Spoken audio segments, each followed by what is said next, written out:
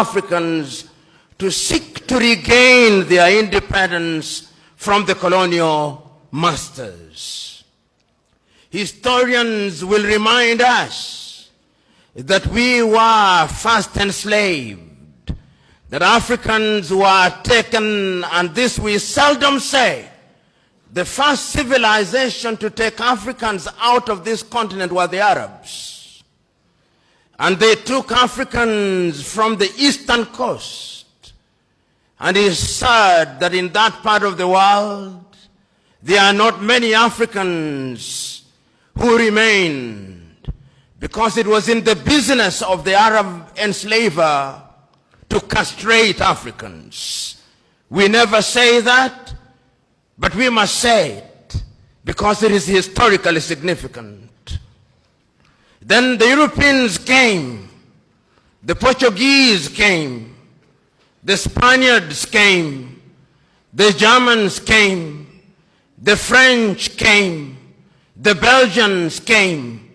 Africa became the hunting ground for the European colonizers, and we were the sport. We built, our ancestors built the United States of America. Our ancestors built Europe. And when slavery had lost its shine and sheen, the Europeans abolished it. But they replaced it with yet another pernicious enterprise, the colonization of Africa. The Europeans sat in Berlin, in Germany, in 1884, and they looked at the map of Africa and parceled it out. The British had their share. The Germans had their share, and Tanzania or Tanganyika was their share, as was Rwanda and Burundi. The Spaniards were Johnny-come-latelys in the arena, and they got little Equatorial Guinea and Southwest Africa. The French were here, the Portuguese were here, and we were colonized. This time round, they did not take us away. They came here, and they controlled us, and they told us, not in so many words, that we were children of a lesser God. And we were treated as if we were children of a lesser God. In fact, they told us that on the day of creation, we were merely hewers of wood and drawers of water. And if anybody were to doubt it, in 1948, it was more blatant when Hendrik Verwoerd instituted the apartheid regime in South Africa. But yet there is a sense in which the God that we worship never sleeps. The colonial enterprise ran its course. And the European tribes, the Europeans never called themselves tribes, they called them nations, were engaged in a war. First in 1918, the European tribes fought. And they had something called the League of Nations, which died. Then they fought again in 1945. And what is unique about the European nations is that when they are engaged in tribal wars, they call them world wars. So there was another war between 1945, 1939 and 1945.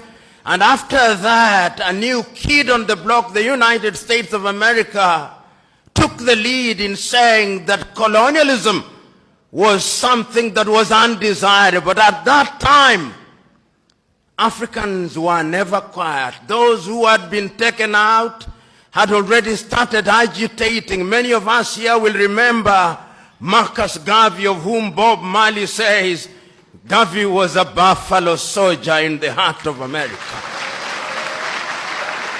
And many of us will remember W.E.B. Du Bois. Many of us will remember that they started agitating that Africans must regain their dignity and their independence. And indeed, in 1847, in Liberia, a small group of Africans were brought back in Monrovia, and Liberia became the first independent black nation in the continent of Africa.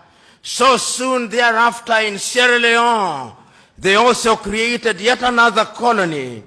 But Africa was colonized, except Ethiopia, which they tried to take in 1938 and exiled Professor Dr.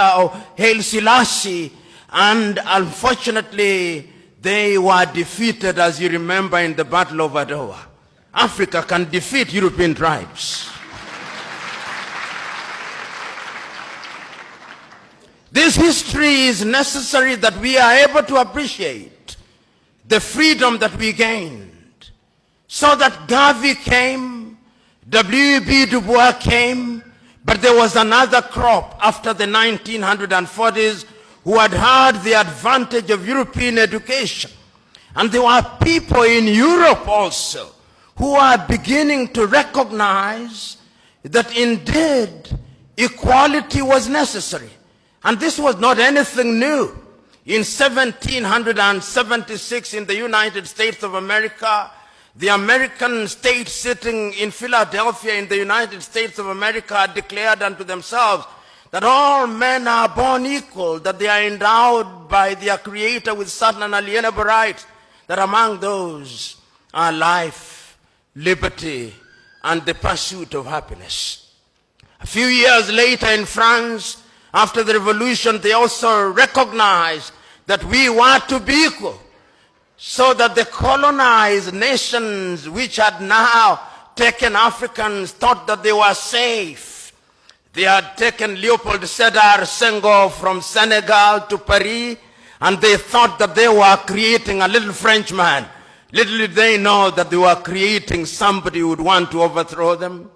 They took Félix Houphouët-Boigny from Côte d'Ivoire, and they thought that they were creating somebody who would be subservient to them. They took Ahmed Sékou Touré and Modibo Keïta, and they thought they were safe. Little did they know that they were creating the future leaders and agitators against French colonization. And it did not stop there. The Portuguese also took Agostinho Neto and Amilcar Cabral and Eduardo Mondlane to Lisbon. Little did they know that those individuals would be the catalyst that would be necessary in the process of decolonization. The British also had their fair share. They took others. They took Mwalimu Kambarage Nyerere, Hastings Kamuzu Banda, Kenneth David Kaunda, and many others to the United Kingdom, Jomo Kenyatta. Little did they know that those would be the individuals who sometimes later, and in Ghana, of course, they took the Osagyefo, Kwame Nkrumah, and in Nigeria they took Dr. Nnamdi Azikiwe, Abubakar Tafawa Balewa, and Sir Ahmadu Bello, the Sultan of Sokoto.